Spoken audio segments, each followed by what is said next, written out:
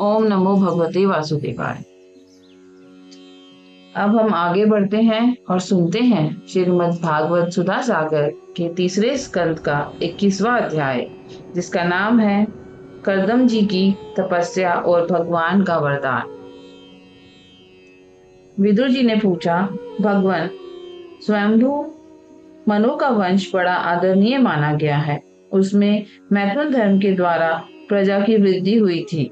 अब आप मुझे उसी की कथा सुनाइए। ब्राह्मण, आपने कहा था कि स्वयंभू मनु के पुत्र प्रियव्रत और उत्तानपाद ने सातों दीपों वाली पृथ्वी का धर्म पूर्वक पालन किया था तथा उनकी पुत्री, जो देवहूति नाम से विख्यात थी, करदम प्रजापति को ब्याही गई थी। देवहूति योग के लक्षण यमादि से संपन्न थी। उससे महायोगी करदम जी ने कितनी संतानें उत्पन्न की, वह सब प्रसंग आप मुझे सुनाइए। मुझे उसके सुनने की बड़ी इच्छा है। इसी प्रकार भगवान रुचि और ब्रह्मा जी के पुत्र दक्ष प्रजापति ने भी मनु जी की कन्याओं का पानी ग्रहण करके उनसे किस प्रकार क्या क्या संतान उत्पन्न की, ये सब चरित्र भी मुझे सुनाइए। मैत्रेय जी ने कहा, विदुर जी, जब ब्रह्मा जी ने भगवान करदम को आज्ञा दी कि तुम संतान की उत्पत्ति करो, तो उन्होंने 10,000 वर्षों तक सरस्वती नदी के तीर पर तपस्या की। वह एकाग्र चित्त से प्रेम पूर्वक पूजनोपचार द्वारा शरणागत वरदायक श्री हरि की आराधना करने लगे। तब सतयुग के आरंभ में कमल नयन भगवान श्री हरि ने उनकी तपस्या से प्रसन्न होकर उन्हें अपने शब्द ब्रह्ममय स्वरूप से मूर्तिमान होकर दर्शन दिए। भगवान की वह भव्य मूर्ति सूर्य के समान तेजोमयी थी। वह गले में श्वेत कमल और कुमुद के फूलों की माला धारण किए हुए थे। मुख कमल नीली और चिकनी अलकावली से सुशोभित था। वह निर्मल वस्त्र धारण किए हुए थे। सिर पर झिलमिलाता हुआ सुवर्णमय मुकुट, कानों में जगमगाते हुए कुंडल और कर कमलों में शंख चक्र गदा आदि आयुध विराजमान थे। उनके एक हाथ में क्रीड़ा के लिए श्वेत कमल सुशोभित था। प्रभु की मधुर मुस्कान भरी चितवन चित्त को चुराई लेती थी। उनके चरण कमल गरुड़ जी के कंधों पर विराजमान थे तथा वक्षस्थल में श्री लक्ष्मी जी और कंठ में कौस्तुभ मणि सुशोभित थी।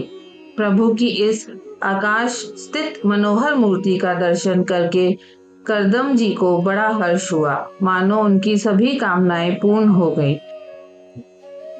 उन्होंने सानंद हृदय से पृथ्वी पर सिर टेककर भगवान को साष्टांग प्रणाम किया और फिर प्रेम प्रवण चित्त से हाथ जोड़कर सुमधुर वाणी से वह उनकी स्तुति करने लगे। करदम जी ने कहा, स्तुति करने योग्य परमेश्वर, आप संपूर्ण सत्व गुण के आधार हैं। योगी जन उत्तरोत्तर शुभ योनियों में जन्म लेकर अंत में योगस्थ होने पर आपके दर्शनों की इच्छा करते हैं। आज आपका वही दर्शन पाकर हमें नेत्रों का फल मिल गया। आपके चरण कमल भव सागर से पार जाने के लिए जहाज हैं। जिनकी बुद्धि आपकी माया से मारी गई है, वही उन तुच्छ क्षणिक विषय सुखों के लिए जो नरक में भी मिल सकते हैं, उन चरणों का आश्रय लेते हैं। किंतु स्वामिन, आप तो उन्हें वह विषय भोग भी दे देते हैं। प्रभु, आप कल्प वृक्ष हैं। आपके चरण समस्त मनोरथों को पूर्ण करने वाले हैं। मेरा हृदय काम कलुषित है। मैं भी अपने अनुरूप स्वभाव वाली और गृहस्थ धर्म के पालन में सहायक शीलवती कन्या से विवाह करने के लिए आपके चरण कमलों की शरण में आया हूँ। सर्वेश्वर, आप संपूर्ण लोकों के अधिपति हैं। नाना प्रकार की कामनाओं में फंसा हुआ ये लोक आपकी वेदवाणी रूप डोरी में बंधा है। धर्म मूर्ते उसी का अनुगमन करता हुआ मैं भी काल रूप आपको आज्ञा पालन रूप पूजो पहार आदि समर्पित करता हूँ।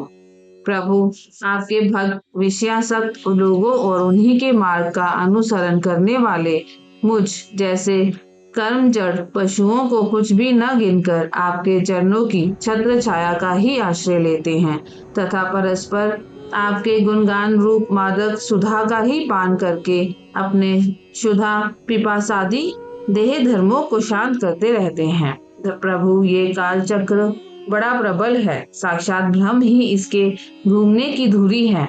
अधिक मास सहित 13 महीने अरे हैं, 360 दिन जोड़ हैं, 6 ऋतुएं नेमी हाल हैं, अनंत क्षण पल आदि इसमें पत्राकार धाराएं हैं तथा 3 चातुर्मासे इसके आधारभूत नाभि हैं। यह अत्यंत वेगवान संवत्सर रूप काल चक्र चराचर जगत की आयु का छेदन करता हुआ घूमता रहता है, किंतु आपके भक्तों की आयु का ह्रास नहीं कर सकता।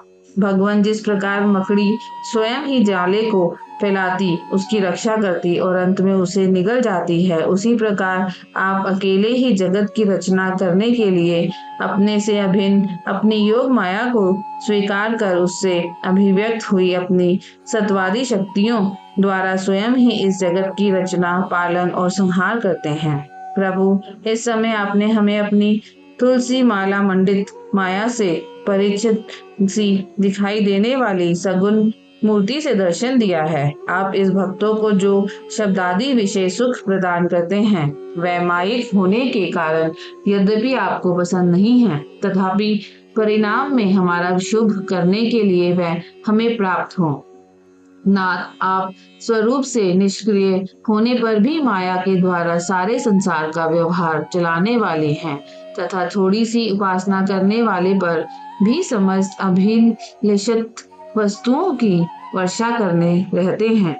आपके चरण कमल वंदनीय हैं, मैं आपको बार बार नमस्कार करता हूँ। मैत्रेय जी कहते हैं, भगवान की बोहें प्रणय मुस्कान भरी चितवन से चंचल हो रही थी। वह गरुड़ जी के कंधे पर विराजमान थे। जब करदम जी ने इस प्रकार निष्कपट भाव से उनकी स्तुति की, तब वह उनसे अमृतमयी वाणी से कहने लगे। श्री भगवान ने कहा, जिसके लिए तुमने आत्म संयम आदि के द्वारा मेरी आराधना की है, तुम्हारे हृदय के उस भाव को जानकर मैंने पहले से ही उसकी व्यवस्था कर दी है। प्रजापति, मेरी आराधना तो कभी भी निष्फल नहीं होती। फिर जिनका चित्त निरंतर एकांत रूप से मुझ में ही लगा रहता है, उन तुम जैसे महात्माओं के द्वारा ही हुई उपासना का तो और भी अधिक फल होता है। प्रसिद्ध यशस्वी सम्राट स्वयंभू मनु ब्रह्मा व्रत में रहकर 7 समुद्र वाली सारी पृथ्वी का शासन करते हैं। विप्रवर व परम धर्मज्ञ महाराज महारानी शतरूपा के साथ तुमसे मिलने के लिए परसों यहाँ आएंगे। उनकी एक रूप यौवनशील और गुणों से संपन्न श्याम लोचना कन्या इस समय विवाह के योग्य है। प्रजापति, तुम सर्वथा उसके योग्य हो, इसलिए वह तुम्ही को वह कन्या अर्पण करेंगे। ब्रह्मन, गत अनेकों वर्षों से तुम्हारे चित्त जैसी माया के लिए समाहित रहता रहा है। अब शीघ्र ही वह राजकन्या तुम्हारी वैसी ही पत्नी होकर यथेष्ट सेवा करेगी। वह तुम्हारा वीर अपने गर्भ में धारण कर उससे 9 कन्याएं उत्पन्न करेगी और फिर तुम्हारी उन कन्याओं से लोक रीति के अनुसार मरीचि आदि ऋषिगण पुत्र उत्पन्न करेंगे। तुम भी मेरी आज्ञा का अच्छी तरह पालन करने से शुद्ध चित हो, फिर अपने सब कर्मों का फल मुझे अर्पण कर मुझको ही प्राप्त होगे। जीवों पर दया करते हुए तुम आत्मज्ञान प्राप्त करोगे और फिर सबको अभय दान दे अपने सहित संपूर्ण जगत को मुझ में और मुझको अपने में स्थित देखोगे। महामुने, मैं भी अपने अंश कला रूप से तुम्हारे वीर्य द्वारा तुम्हारी पत्नी देवहूति के गर्भ में अवतीर्ण होकर सांख्य शास्त्र की रचना करूंगा। मैत्रेय जी कहते हैं, विदुर जी, करदम ऋषि से इस प्रकार संभाषण करके इंद्रियों के अंतर्मुख होने पर प्रकट होने वाले श्री हरि सरस्वती नदी से घिरे हुए बिंदुसर तीर्थ अपने लोक को चले गए। भगवान के सिद्ध मार्ग की सभी सिद्धेश्वर प्रशंसा करते हैं। वह करदम जी के देखते देखते अपने लोक को सिधार गए। उस समय गरुड़ जी के पक्षों से जो शाम की आधारभूता ऋचाएं निकल रही थी, उन्हें वह सुनते जाते थे। विदुर जी, श्री हरि के चले जाने पर भगवान करदम उनके बताए हुए समय की प्रतीक्षा करते हुए बिंदु सरोवर पर ही ठहरे रहे। वीरवर इधर मनु जी भी महारानी शतरूपा के साथ सुवर्ण जटित रथ पर सवार होकर तथा उस पर अपनी कन्या को भी बिठाकर पृथ्वी पर विचरते हुए जो दिन भगवान ने बताया था उसी दिन शांति परायण महर्षि कदम के उस आश्रम पर पहुंचे। सरस्वती के जल से भरा हुआ यह बिंदु सरोवर वह स्थान है जहां अपने शरणागत भक्त कदम के प्रति उत्पन्न हुई अत्यंत करुणा के वशीभूत हुए भगवान के नेत्रों से आंसुओं की बूंदें गिरी थी। यह तीर्थ बड़ा पवित्र है। इसका जल कल्याणमय और अमृत के समान मधुर है तथा महर्षि गण सदा इसका सेवन करते हैं। उस समय बिंदु सरोवर पवित्र वृक्ष लताओं से घिरा हुआ था जिनमें तरह तरह की बोलने वाले पवित्र मृग और पक्षी रहते थे। वह स्थान सभी ऋतुओं के फल और फूलों से संपन्न था और सुंदर वन श्रेणी भी उसकी शोभा बढ़ाई थी। वहां झुंड के झुंड मतवाले पक्षी चहक रहे थे। मतवाले भोरे मंडरा रहे थे। उन्मत्त मयूर अपने पिच फैला फैलाकर नट की भांति नृत्य कर रहे थे और मतवाले कोकिल कुहू कुहू करके मानो एक दूसरे को बुला रहे थे। वह आश्रम कदम्ब, चंपक, अशोक, करंज, बकुल, असन, कुंद, मंदार, कुटच और नए नए आम के वृक्षों से अलंकृत था। वहां जल काग, बत्तख आदि जल पर तैरने वाले पक्षी हंस, कुरर, जल मुर्ग, सारस, चकवा और चकोर मधुर स्वर से कलरव कर रहे थे। हरिण, सुअर, स्याही, नीलगाय, हाथी, लंगूर, सिंह, वानर, नेवले और कस्तूरी मृग आदि पक्षियों से भी वह आश्रम घिरा हुआ था। आदिराज महाराज मनु ने उस उत्तम तीर्थ में कन्या के सहित पहुंचकर देखा कि मुनिवर कर्दम अग्निहोत्र से निवृत्त होकर बैठे हुए हैं। बहुत दिनों तक उग्र तपस्या करने के कारण वह शरीर से बड़े तेजस्वी दिख पड़ते थे तथा भगवान के स्नेहपूर्ण चितवन के दर्शन और उनके उच्चारण किए हुए कर्णामृत रूप सुमधुर वचनों को सुनने से इतने दिनों तक तपस्या करने पर भी वह विशेष दुर्बल नहीं जान पड़ते थे। उनका शरीर लंबा था, नेत्र कमल दल के समान विशाल और मनोहर थे। सिर पर जटाएं सुशोभित थी और कमर में चीर वस्त्र थे। वह निकट से देखने पर बिना सान पर चढ़ी हुई महामूल्य मणि के समान मलिन जान पड़ते थे। महाराज स्वयंभू मनु को अपनी कुटी में आकर प्रणाम करते देख उन्होंने उन्हें आशीर्वाद से प्रसन्न किया और यथोचित अतिथि की रीति से उनका स्वागत सत्कार किया। जब मनु जी उनकी पूजा ग्रहण कर स्वस्थ चित्त से आसन पर बैठ गए तब मुनिवर कर्दम ने भगवान की आज्ञा का स्मरण कर उन्हें मधुर वाणी से प्रसन्न करते हुए इस प्रकार कहा, देव, आप भगवान विष्णु की पालन शक्ति रूप हैं, इसलिए आपका घूमना फिरना निसंदेह सज्जनों की रक्षा और दुष्टों के संहार के लिए ही होता है।